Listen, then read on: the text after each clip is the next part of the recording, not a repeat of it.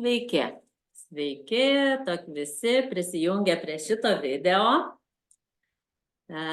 Tokią gražią ir šiltą, nuostabią balandžio dieną.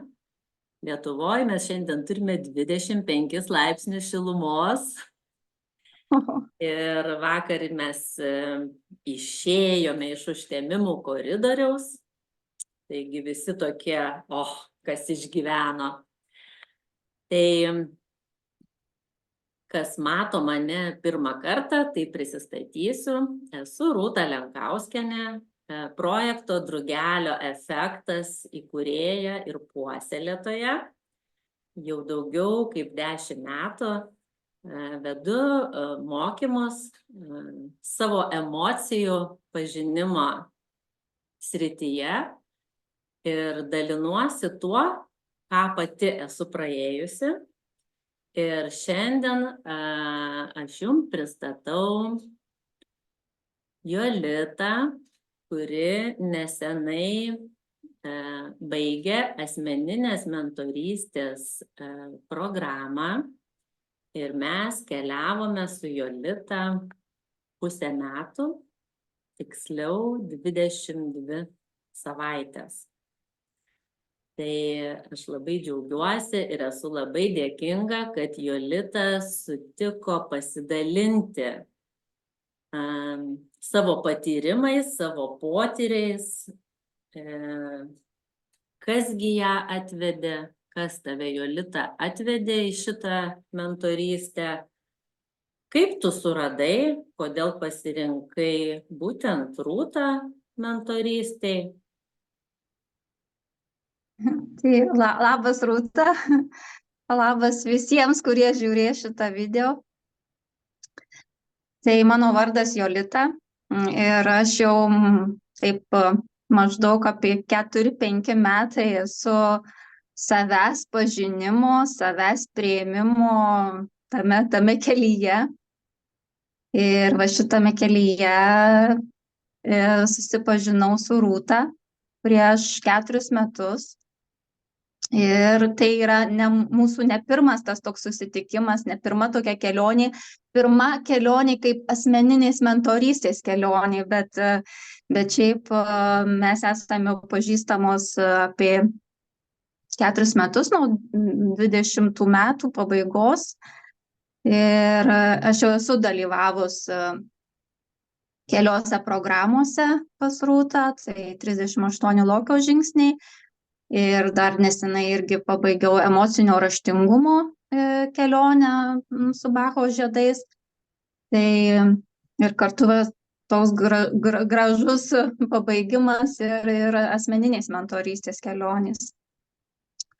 Tai kur aš suradau Rūtą? Pirmiausia, apie Rūtą tai išgirdau, man papasakojo mano kolegė, bendradarbė, su kuria dirbau Spa Shanti. Ir jinai pasakė, kad yra tokia terapija, Bacho žiedai, aš pirmą kartą išgirdau apie ją ir tada pradėjau, kaip sakant, naršyti kur ten Google ir visur, kur tik tai žiūrėdavau internete, visą laiką vis mesdavo man tą Rūtą Lenkauskienę. Nu, ir tada, bet kaip sakant, susiradau aš Rūtą Lenkauskienę, Drugelio efektas, susižiūrėjau, gerai, galvoju, kada nors aš jau parašysiu tai Rūtai ir tada jau ten kažkur, nes visą laiką dar ieškojau savęs, kaip čia man su tom emocijom tvarkytis, kaip jas pažinti, daug labai emocijų patirdavau tokių ir tiesiog jos mane iš tikrųjų išvesdavo iš pusiausvyros, be galo jautrus žmogus būdavo ir visokių ašarų ir taip toliau. Tai dėl to man reikėjo kažkokiu tai ieškoti jau pažinimo savęs būdų.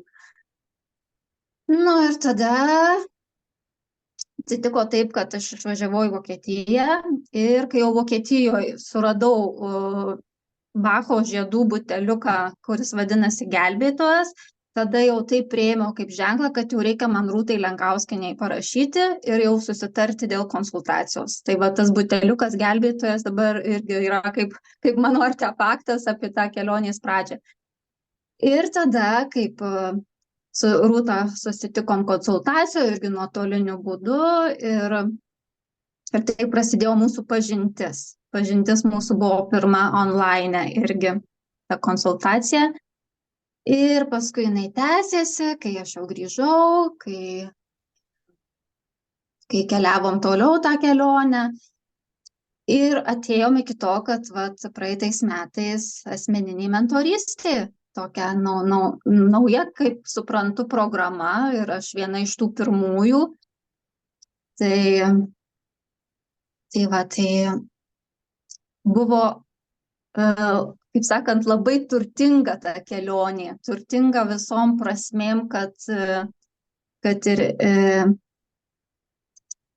ir mano gyvenimas tuo metu labai keitėsi ir tas laikotarpis toksai, kaip sakant, ėjimas į žiemą, tas ruduo, žiema, tas toks pavasaris ankstyvas, tas toksai ėjimas į gylį, kai viskas atrodo miršta, gamta. Tai ir tie procesai žmoguje vyksta ir tą labai jaučiu savimi. Tai tai tas toksai labai toks etapas, toksai ir rimtas, ir kartu ir linksmas būna, ir toks, bet daugiau tokių emocijų sunkesnių man asmeniškai vyravo tame laikotarpyje. Ir tada ta asmeninė mentorystė, kai ir užduotis daryti reikia, ir į save pasižiūrėti, į tą savo šešėlį ypatingai. Tai tokia buvo atradimas. Išsiplėčiau. Taip, viskas labai gerai. O ar gali, Jolita, tiek, kiek gali pasidalinti, kai tu jau nusprendei pasirinkti asmeninę mentorystę? Aš visada esu dėkinga tiem savo pionieriam, kurie pralaužia tuos kelius, kurie ateina į tas naujas mano programas sugalvotas, nes žmogus eina, jis eina į tą nežinomą žemę. Taip, tai ar gali pasidalinti, kokioj būsenoj tu tada buvai, kas vyko tavo gyvenime, tiek, kiek tu gali atskleisti. Ir kai tu nusprendei pasirinkti tą darbą vienas su vienu, su manimi, kokius tu susistatei uždavinius ar tikslus, kuriuos norėtum šioj programoj pasiekti?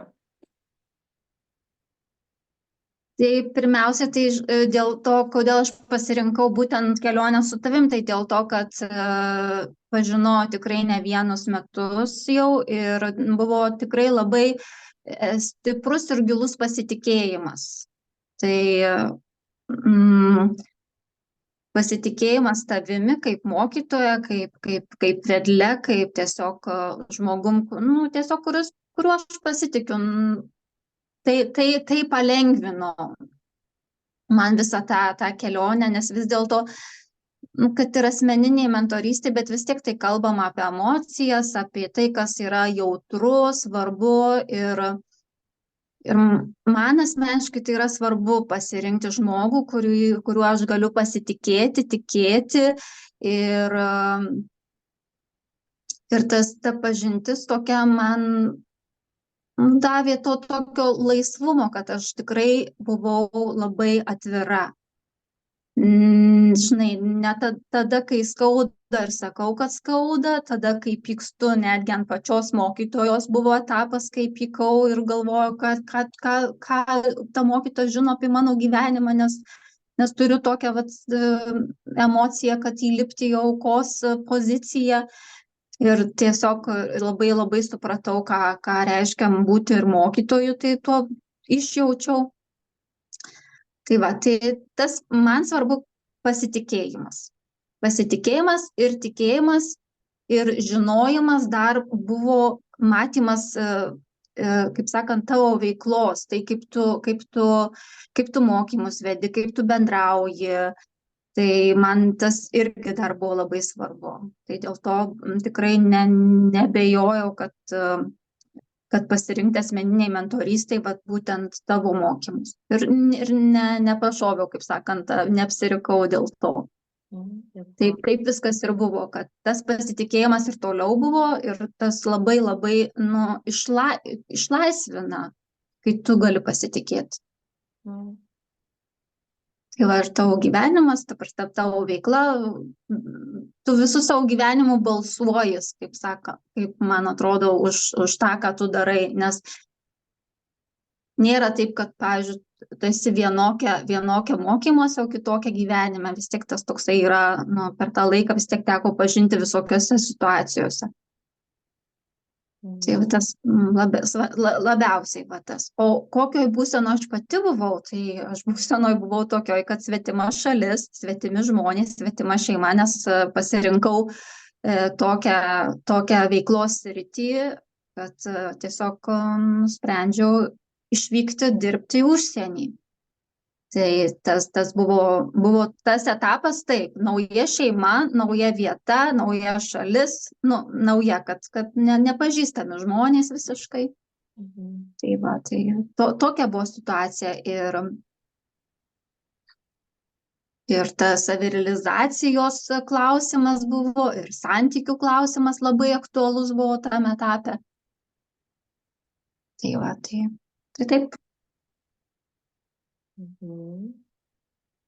Ačiū labai, ačiū už tuos žodžius, kurie patvirtina ir man pačiai, jeigu aš renkuosi, nes aš irgi nuolat tobulėju, irgi turiu savo mentorę, man labai svarbus yra pasitikėjimas žmogumi ir bendros vidinės vertybės. Kaip tu sakai, ar žmogus yra tas pats kasdienėme gyvenime ir mokymuose, ar jis viešai pasirodo taip pat lygiai kaip ir buityje, ar susitikus kažkur tai miške, ar kažkur stovykloj. Tai man šitie dalykai irgi labai yra svarbus asmeniškai. Ir dar, ką tu paminėjai, aš dabar taip paakcentuosiu tuos dalykus, kad mūsų klausančios moteris susidėliotų tokį paveikslą, kaip iš tų dėlionę, kas tai yra, apie ką tai yra ir kaip pasirinkti, apie saugumo jausmą. Saugumas jis visada susijęs su pasitikėjimu.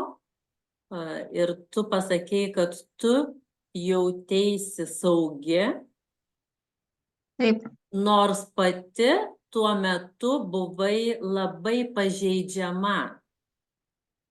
Taip. Ir mes prisimenim, mes iškėlėme vieną tą tavo savybę, ypatingą jautrumą, kuris buvo kaip programa. Ir šita programa, jinai labai dažnai sutinkama. Aš pati atpažinau savyje tą programą, kad jautrumas, žmogaus jautrumas yra neva kažkas tai tokio nepriimtino, smerktino. Pati labai dažnai gaunu tokias pastabas, kad, bet tu esi labai jautri. Ir mes su Jolita atradome tą jos jautrumą ir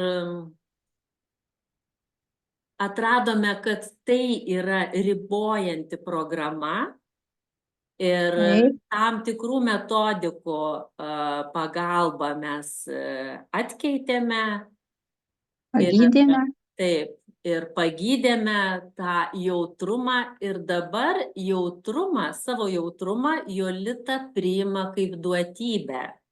Tai būtent, tai labai svarbi tokia programa buvo ir tas pasikeitimas, nu, tikrai užtruko kelias iki to, dėl to ta mentorystė labai paliko tokį stiprų įspaudą, dėl to, kad daug buvo pakeista ir programų, ir įsitikinimų ribojančių, ir kaustančių, ir tiesiog labai daug buvo atpažinta ir transformuota, tikrai.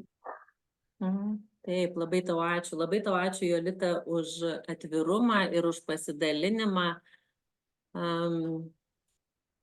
Mano pagrindiniai darbo ir veiklos principai ir yra atvirumas. Aš pati visuose savo mokymuose, tiek stovyklose, tiek moterų ratuose, tiek seminaruose, kur tai bebūtų, aš visada esu atvira, nes manau, kad atvirumas ir jautrumas gydo kitą žmogų. Kai mes rate, ar, nu, dabar mes ne rate, o poroje, esame atviri, atviros, mes parodom, aš būdama atvira parodau kitam žmogui, kad aš taip pat esu pažeidžiama.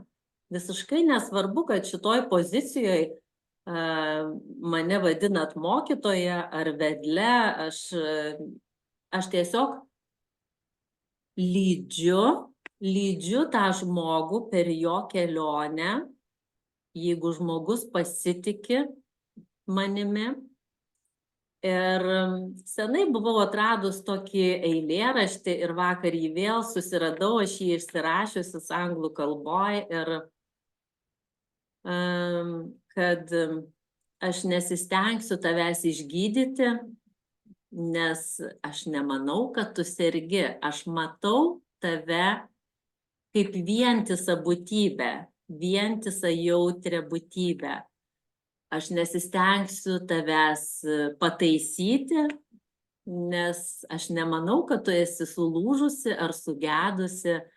Ir aš nesistengsiu tavęs perkeisti, nes aš matau, kad tu esi integrali ir kad tavo galbūt keistumas ar jautrumas ir yra būtent tos savybės, kurios daro tave unikalią, vienintelę tokią. Ir čia mes prieiname prie tos labai svarbios vietos savo autentiškumo, savo unikalumo atskleidimo ir išsaugojimo. Ar gali, Jolita, pasidalinti, kaip tau sekėsi atrasti savo autentiškumą?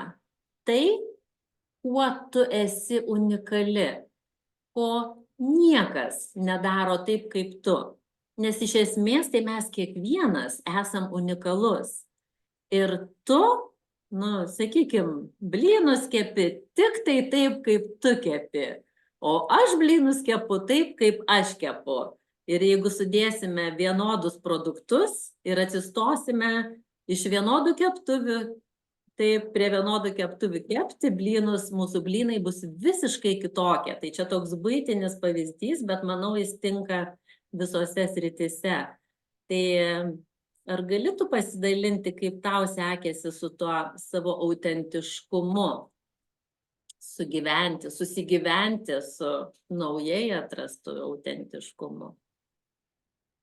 Tai pirmiausia, tas autentiškumas labai dažnai iš tikrųjų skamba tavo kursuose ir tu dažnai tai mini, ir kas dalyvauja su tavim mokymuose, tai tą tikrai labai daug kartų girdi, ir tai yra labai labai gerai, nes kartais, žinai, mums neužtenka išgirsti vieną kartą, kartais tas kartojimas, jisai tiesiog, kaip sakant, įsirašo į sistemas, į galvą, į protą, ir tas yra, manau, labai svarbu. Tai man autentiškumą buvo labai svarbu priimti savyje, kad man nereikia būti tokia kaip mano draugė, man nereikia būti tokia kaip mano kita draugė. Aš esu tokia, kokia aš esu, nes kadangi tikrai, nu, galiu sakyti, kad aš esu jautrus žmogus. Ir žinai, tas jautrumas, tada aš labai pajausdavau kitų žmonių tas energijas ir aš tada labai nuvažiuodavau arba į vieną pusę, taip kaip daro mano viena draugė, tai kaip kita daro ir taip, žinai, toksai gaunasi savęs praradimas, toksai išsidalinimas. Ir vat per bendravimą su tavim, per tos mokymus ir per kalbas apie autentiškumą, aš galų gale jau suvokiau, kas tai yra tas autentiškumas. Ir tai man buvo labai svarbu priimti savyje tą autentiškumą, tą savo išskirtinumą, nesilyginti su kitomis draugėmis, pažįstamomis. Ir čia buvo irgi labai stiprus dalykas, kad tas pagaliau įvyko. Kad priimti tą savo autentiškumą, jį apkabinti, leisti jam būti, leisti savo būti tokiai, kokia aš esu, jautriai, bet kartu ir išlaikyti savo tą ašį, savo stuburą, atstovėti savo vertybės, atstovėti savo dorybės, kurias aš vadinu dorybėmis ir neišduoti savęs. Neišduoti savęs, nesusimažinti, nesusimenkinti, o tiesiog išlaikyti save savo savastyje.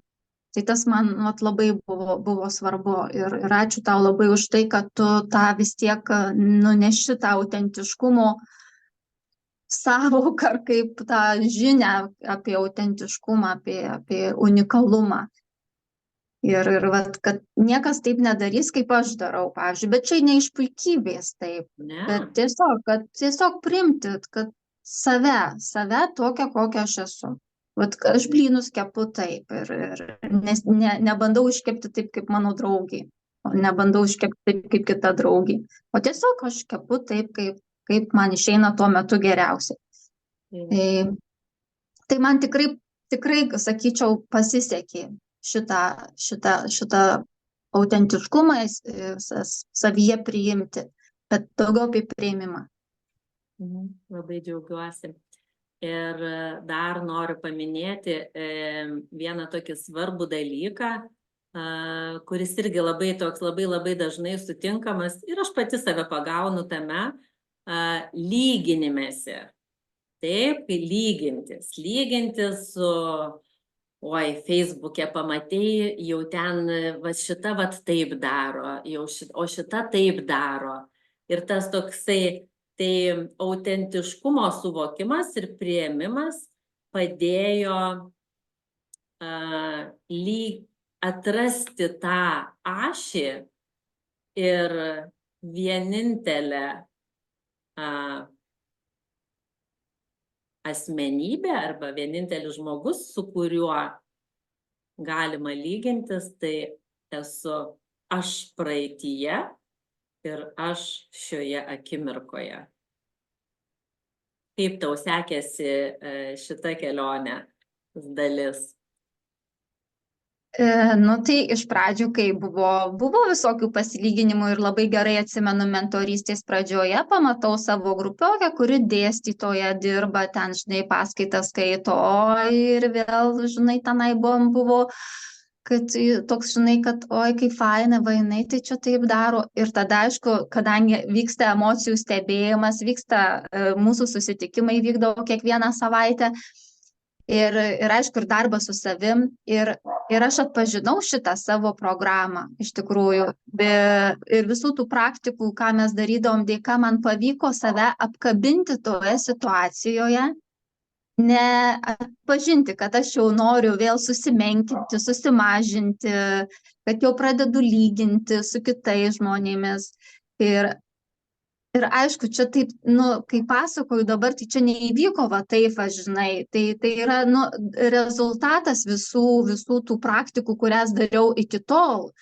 Ir tų emocijų stebėjimas, kas vyksta, kodėl vyksta, ką ta emocija nori man pasakyti.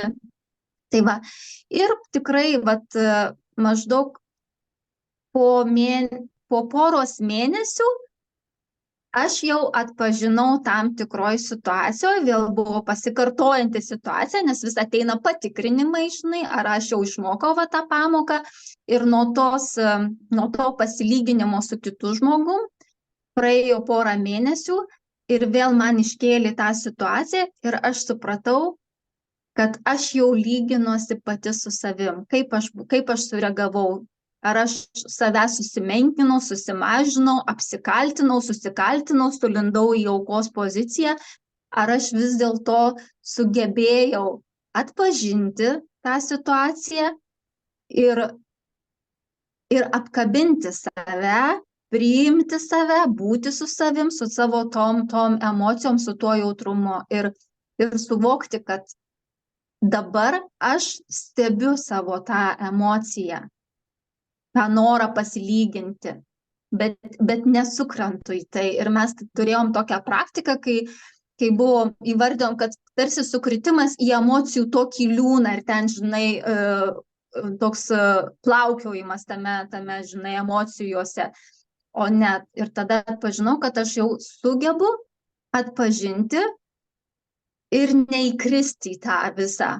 Ir ten nesiteliuskuoti, o atpažinti ir tiesiog tai reikalauja mažiau resursų, kai neįkrenti, o įeini į stebėtojo poziciją. Bet tai vat irgi yra, tiesiog praktikavimo dėka tai vyksta. Taip, tik tai kasdienė praktika, taip, ta džiaugsminga disciplina iš Lokio programos kelionės, 38 žingsnių kelionė su Lokiu. Ir tas atpažinimas taip pat vyksta, kas čia sureaguoja, kai vyksta kažkokia situacija, tai kas čia taip, ar čia mano mažoji mergaitė jau lūpą patempus, užpykus, kad ją iš smėlio dėžės išvarė, lėlę atėmė.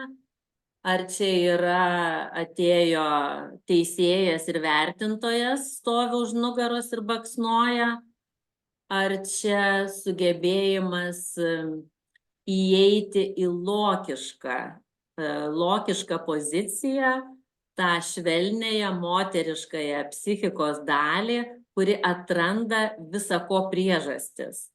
Tai taip, Jolita, tu esi teisi. Tai neatsitinka taip, tai neatsitinka po vieno pokalbio, tai neatsitinka per savaitę ir visuose procesuose yra cikliškumas.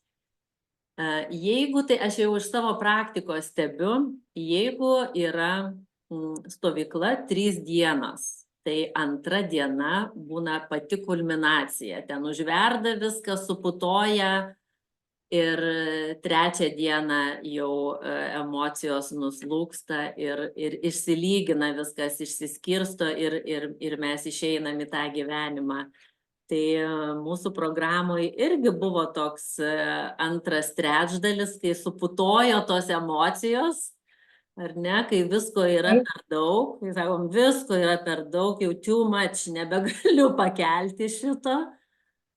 Taip. Na, ir pavyko mum abiem pereiti šitą etapą, nes aš tai prilyginu ėjimui, žinot, kaip per prarają eini ir tas beždžionių tiltas ir toksai jisai juda, jisai taip, nesvarbu, būdama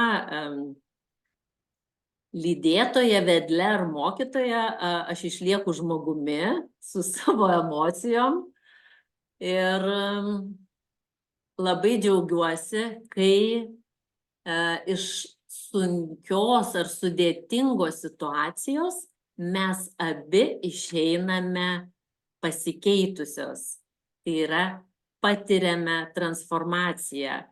Kas ir yra mūsų šitos kelionės, mentorystės kelionės, ar tai kelionė su Lokiu, tai yra tokia sintezė visų praktikų, visų mokymų, ką aš esu pati patyrusi. O kaip tau buvo šitas periodas, dabar mes priėjom prie tokio labai intymaus, labai jautrios tokios vietos, Bet Jo. aš manau, kad jautrumas ir intymus pasidalinimas, jisai visada atneša tokią gydančią žinutę. Taip. Tai man tikrai buvo tas etapas ir labiausiai, ir man dabar tai aš labai džiaugiuosi, kad aš išmokau prieš tai save apkabinti, tai man leido nepasiduoti, neatsitraukti, o, kaip sakant, sulėtinti tempą, pamažinti žingsniukus, leisti sau sumažinti tuos žingsniukus ir vis tiek eiti tą kelionę, keliauti. Tai man tiesiog pasidalinsiu, ką iškėlė.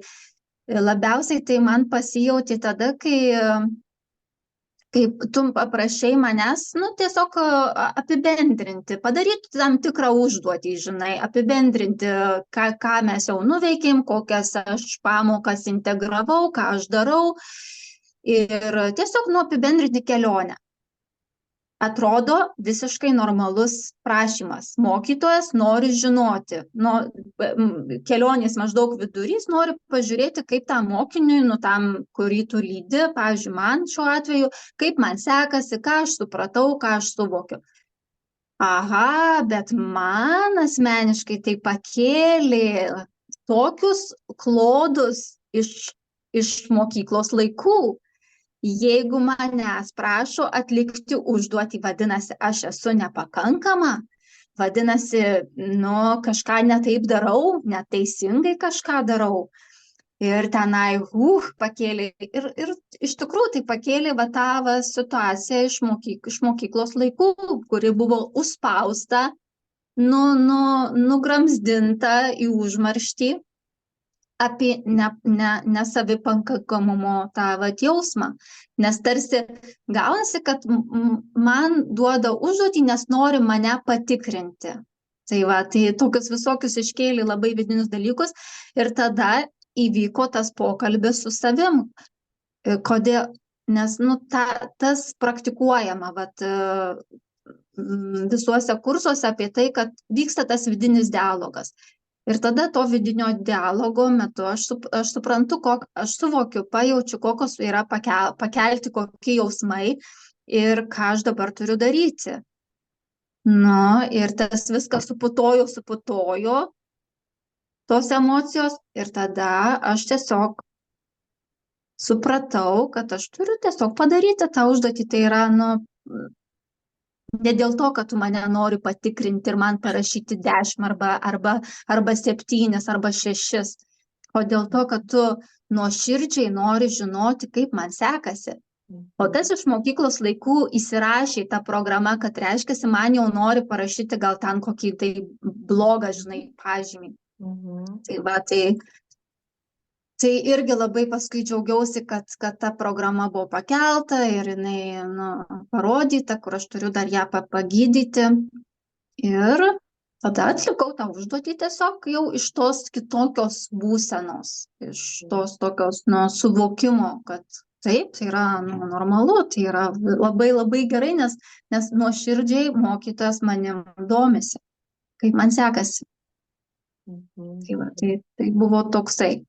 Taip, labai ačiū, Jolita, tau už pasidalinimą ir iš tikrųjų kartais atrodo iš pažiūros paprastas klausimas, prašymas ar sakinys žmogui gali sukelti šitokią reakciją. Ir čia aš vėl noriu sugrįžti į tuos punktus, kuriuos tu jau paminėjai pradžioje, apie saugumą ir pasitikėjimą.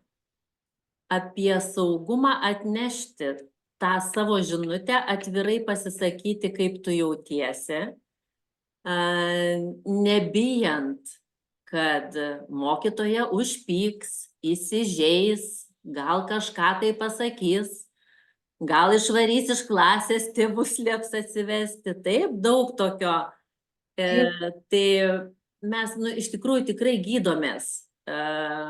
Kiekvienoj programoj aš pati sąveikoje su savo mokiniais, aš patiriu ir tas savo skaudžias vietas, kurias taip pat turiu pagydyti. Tai čia labai pasidžiaugiau, kad suveikė tie aspektai pasitikėjimo, saugumo, kad tu jauteisi visiškai saugi ateiti į šitą erdvę ir išsakyti, nes tu juk galėjai nepasakyti, paslėpti, nes tai buvo tavo vidiniai dalykai, procesai, aš apie tai nežinojau, apie tai tu nerašei, bet Taip. ką noriu pasakyti, kad kai mes ateiname į mentorystę, į porą, mes visada ateinam dirbti dviese. Kai tas kitas žmogus pajaučia, kad jam jau reikia ir jis ateina su prašymu, kad aš noriu su tavim dirbti, tada aš galiu sakyti, taip, aš sutinku arba nesutinku. Kad turi būti vienodai veiksmo tiek iš vienos pusės, tiek iš kitos. Ir mokytojas negali atlikti darbo 51%. Kiekvienas už savo, nes tai susijęs su atsakomybė. Kiekvienas yra prisijama tiesiog nerašyta tokia taisyklė, kad mokytojas prisijama atsakomybę už tai, ką jis duoda, bet ir mokinys prisijama atsakomybę, ką jisai nori pasiekti, ko jisai čia tikisi ir kad šioje kelionėje, šiame procese nėra žinomas galutinis tikslas. Tai mes irgi išsiaiškinome ir tai buvo viena iš temų - nesusikoncentruoti į galutinį tikslą, o mėgautis procesu. Tiesiog gyventi gyvenimą, tiesiog matyti pasaulį, kvėpuoti, skirti savo kūnui laiko. Ir va čia noriu palikti, Jolita, tau žodį, kaip tu sugebėjai, aš labai džiaugiausi, kaip tu susidėliojai naujoj vietoj savo dienotvarkę ir kaip tu skiriai laiko savo kūno priežiūrai, savo dvasios priežiūrai. Tai va, pirmiausia, tai ta buvo tokia užduotis gavau, aišku, žinai, viskas rašymas vyko labai daug, kiekvieną dieną rašydavau. Tai net pradžiai gavau 3 užduotis. Kokybiškas laikas ryte, paskui 10-30 minučių ryte su dienoraščiu, planas rytojui. Tai va tokius, tai ne visas užduotis pavyko, kaip sakant, išlaikyti tiek, kad iki dabar. Bet labiausiai man padėjusi tai, ką aš dariau, tai aišku, rašymas buvo. Rašymas ir dienos pradžia ryte išeiti į lauką. Tiesiog pradėti dieną lauke. Nors 10 minučių, nors 5. Ir tai iš tikrųjų buvo man iššūkis, nes aš esu tokia, miego labai rytai noriu, vakare nelabai noriu miego, o rytais visą laiką tokia miegalė esu. Tai atsikeldavau 6:30 ir tada nusiprausdavau ir tada į tą lauką eidavau. Ir kas buvo labai man įdomu, kad aš jau tokia visa išlekiu ryte, žinai, atsidarius duris jau aišku, dar tamsu būdavo, o gamta dar tokia nurimusi, gamta dar miega. Ir tada aš jaučiu tą tokį, kad aš nerezonuoju su gamta ir aš tada irgi nurimstu, įsiklausau, pažiūriu į dangų, žinai, ir tarsi susijungiu su visa gamta. O gamta turi tą ramybę. Ramybę, kai yra ramu, harmonija, ramybė, harmonija. Tai va, ir tada tą dieną pradėdavau iš tos ramybės būsenos. O iš tikrųjų tai kaip ir mano tikslas toksai irgi buvo vidinis, kad surasti savyje tą harmoningą vidinę būseną, harmoningą, nei per daug, nei per mažai, tokią tiesiog per vidurį save išlaikyti, nes tai reikalauja iš tikrųjų mažiausiai energijos resursų, kai nenukrypsti nei į labai džiaugsmingas emocijas, nei labai sukrenti į kažkokius tai liūdnumus ar kažkokias tai neigiamas emocijas, tokias nuneigiamas, kaip, pavyzdžiui, pyktis, ar man asmeniškai tai labiausiai būdingas buvo liūdesys, vienišumas, toksai susimažinimas, susimenkinimas, tokios emocijos. Tai va, tai nei ten, nei ten. Ir tą man labai padėdavo padaryti buvimas ryte gamtoje. Tai va, tas labai. Ir dabar šitas tai, ką aš pradėjau praeitais metais, va, rugsėjis, spalis, lapkritis, tuos visus mėnesius, ką aš darydavau, aš dabar jaučiu tą ryšį su gamta. Aš, pavyzdžiui, sėdžiu miške, va, visai nesenai, va, buvo čia prieš kelias dienas sėdžiu miške ir vėl ateina toksai tarsi vienišumo jausmas, nes aš vėl esu viena čia, svetima šalis, svetimi žmonės, ir toksai vienišumo jausmas. Ir tada iš karto į tą jausmą yra atsakas. Pažiūriu į gamtą, į medžius ir aš jaučiu ryšį su gamta. Tas ryšys išlikęs yra. Ir aš tada iš karto man tas vienišumo jausmas pasikeitė. Jisai tiesiog įsisklaidė. Aš tiesiog pajaučiau, kad aš esu ne viena. Va, tiesiog va, gamtoje buvimas, nėra žmonių, žmonės, aišku, ten vaikšto kažkur, bet aš nesijaučiu vieniša. Ir tai va, tai aš pavadinau, tai yra rezonansas su gamta. Dar buvo toks vienas atvejis, kai labai stipriai pajaučiau, kaip aš įgijau tą tokią, kaip sakant, savybę su gamta susijungti. Tai grįžtu namo, lipu taip į kalną, čia išgyvenu dabar truputėlį kalniuką ir jaučiu, kad toksai irgi kažkoks tai liūdnumas, kažkas tokio, o gamta visa žydi, viskas kvepia, gėlės žydi, krūmai žydi ir aš pajaučiau, kad aš esu visai kitam rezonanse. Ir tada, kai šitą aš pastebėjau, tada atsipalaidavau ir leidau tam džiaugsmui, kuris vyksta gamtoje, tai gyvybei, atsiverti tiesiog, neuždaryti tų durų šitai.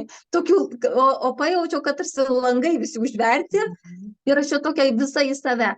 Tai va, tai man tas va, ryto pradėjimas gamtoje, buvimas gamtoje, pasivaikščiojimai būtinai kiekvieną dieną po 1,5 valandos labai padeda atstatyti tą gyvybinę energiją. Ir tu savimi rodai, kad dažnai daliniesi vat, apie tą svarbą ir tas jau manyje irgi yra įsirašę. Ir vat, per tokius pastebiu, kad taip, tai jau yra manyje, tai yra jau mano. Ne tai, kad dar ant popieriaus kažkur, žinai, bet jau mano. Taip, labai džiaugiuosi. Klausau ir džiaugiuosi ir tokios, jau kaupėsi ašaras, tokia džiaugsmai, kaip gerai, kai mes dalinamės tuo, kas mums yra labai brangu, labai gera, kai mes tuo pasidalinam, tai nori, tas kitas žmogus, jisai persima, va, kaip tu, Jolita, ir pasakoji, kad eini tokia liūdesys ir pamatai tos žiedus, tos žydinčius, va, kaip šiandien, tokia graži diena, aš irgi sakau, nenoriu prie kompiuterio eiti, noriu tarp žiedų sėdėti ir tiesiog tu grožiesi ir jau visos ir bitutės, ir paukščiukai, ir ta gyvybė, ir tai mes turime, ir tai nieko nekainuoja, nieko, tik tai skirti laiko, ištraukti save, vat iš tos lovos ištempti, aš irgi esu miegalė ir irgi labai noriu miego, bet kaip ištempiu save, o Dieve, kaip būna gera įkvėpti to vėsaus oro, dabar tie paukščiai pradeda švisti ir pradeda paukščiai čiulbėti, vat susijungti su ta visa gyvybė, labai, tai klausausi tavęs ir taip džiaugiuosi tavo pasiekimais, kurių mes net neprognozavome. Ir kai aš kalbėjau paminėjau tą dalyką, Jau aš žiūriu į laiką, mes jau kalbam 50 minučių, tai galbūt artėsime prie pabaigos, mes čia galim kalbėti 5 valandas. Bet aš noriu vėl sugrįžti prie to taško, kad kai mes pradedam mentorystės kelionę, taip, mes turime planą, mes nusimatome strategiją, priemonės, bet nesikoncentruojam į galutinį tikslą. Ir aš pati buvau taip nustebinta, kai prieš mentorystės pabaigą Jolita, tiesiog jinai susprogo savo kūrybiškumu ir aš irgi skaičiau jo žinutės ir verkiau iš džiaugsmo ir džiaugiausi. Ir jeigu tu gali ir kiek tu gali pasidalinti tuo projektu, kuris gimė šios mūsų kelionės metu, aš tikiu, kad užuomazgos jau buvo tavyje senai, ta sėkla gulėjo, bet va tas tavo toksai nuoširdus darbas ir pasišventimas sau, jisai davė tokį rezultatą, kuris buvo, wow, tokio mes neplanavom ir nesitikėjom. Ir tai iš tikrųjų yra Dievo dovana, tokia dovana. Tai vat kiek tu gali apie tą, žinai, embrioną, nes embrionas dar jisai saugomas paslapties, tai kiek gali pasakyti. Tai pirmiausia, tai vat šitą asmeniniai mentorystė labiausiai dar ką man išlaisvino kūrybiškumą. Tikrai plačiaja to žodžio prasme išlaisvino kūrybiškumą ir netgi dabar, pavyzdžiui, kai aš ten miške, pavyzdžiui, pamatau kažkokį šapaliuką ten numestą, taip, žinai, miške šapaliukai, pavyzdžiui, išsimėdė. Ir aš kažką tai tokio gražaus ten miške padarau.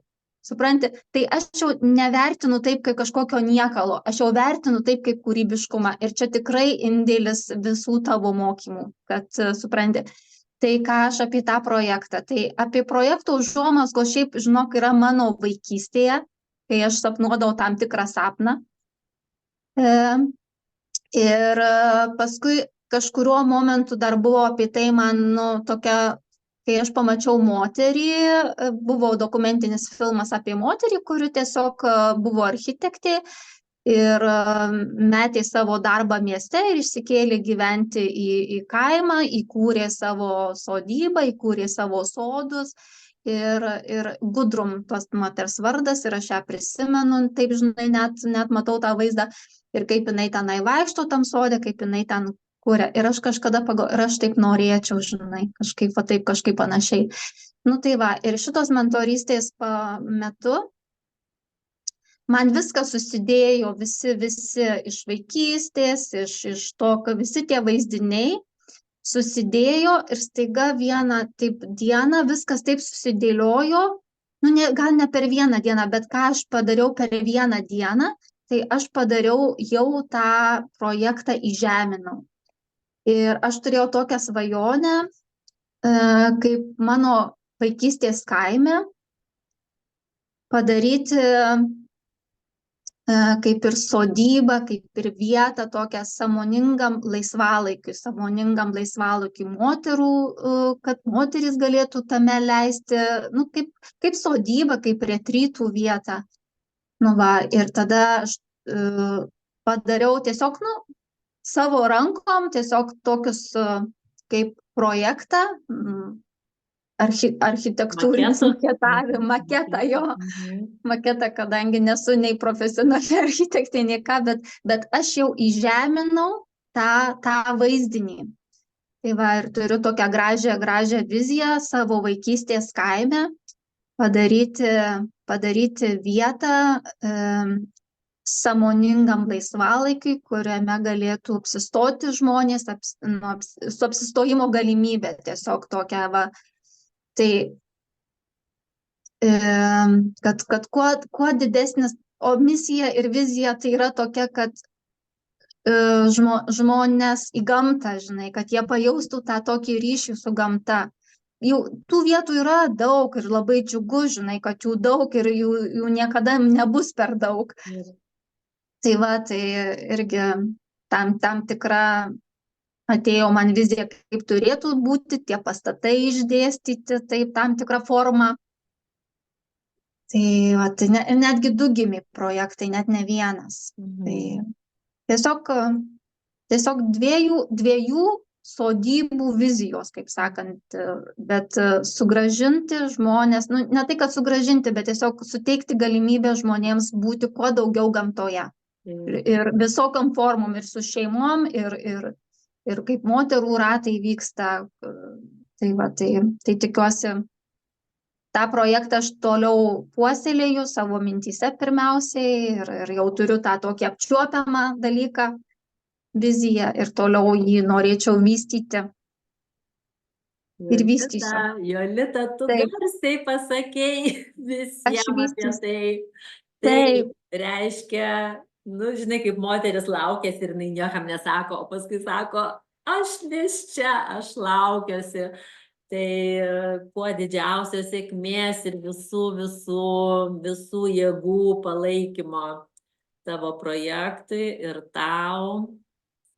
Tai va, labai ačiū. Labai džiaugsmas ir tikrai šitas galutinis tavo apsisprendimas, nu, jis buvo toks stebuklingas, toks, nu, visiškai, nu, to nesuplanuosi niekaip. Tikrai tas ir aš labai irgi džiaugiuosi ir didžiuojuosi savim iš tikrųjų ir tas toks, nu, yra geras jausmas, kad pagaliau suvokiau, kaip veikia dalykai, kaip veikia įžeminimas, kad tiesiog tam tikrų idėjų, kad jos ne tik tai galvoje būtų, bet kažkaip jas ir nuleisti, įžeminti, padaryti, užrašyti, nulipdyti. Tai va, tai čia viskas, žinok, nu, per tą tokį bendravimą su tavim per tiek metų galų gale man daėjo. Kad jeigu užrašysi ant popierėlio pietus ir padėsi ant stalo šeimai, tai jie nepavalgys nuo to popierėlio. Taip pat labai džiaugiuosi tavo šitą kelionę ir tavo pasiekimais ir tavo džiaugsmais. Ir, na, pabaigai jau, sakau, mes turime 2 minutės ir pabaigsime.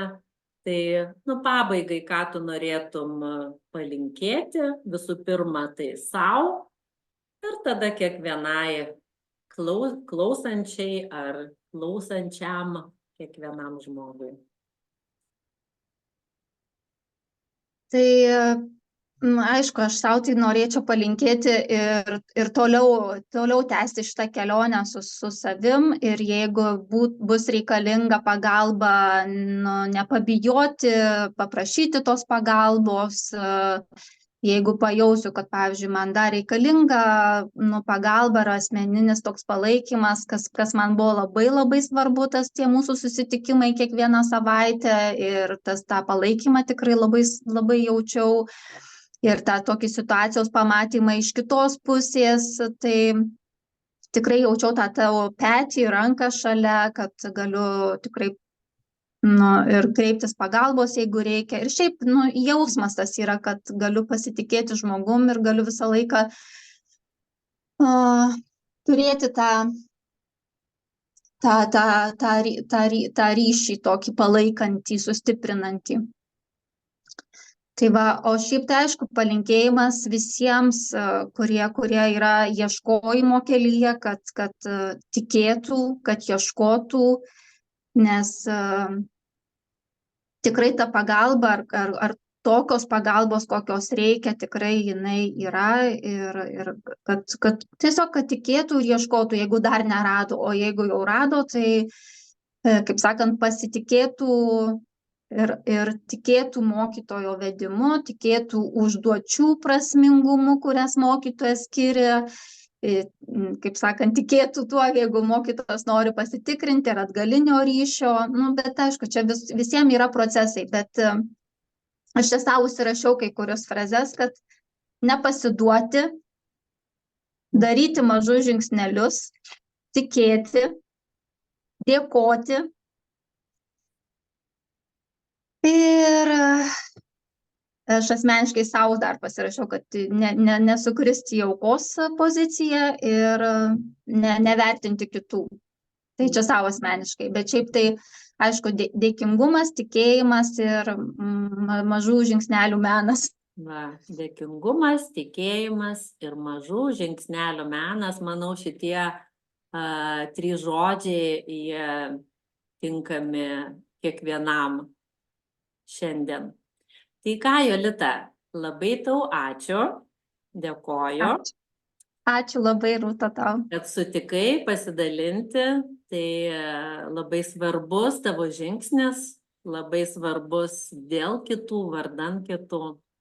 Ir manau, kad mes ir toliau palaikysim ryšį. Taip, ačiū labai. Linkėjimai.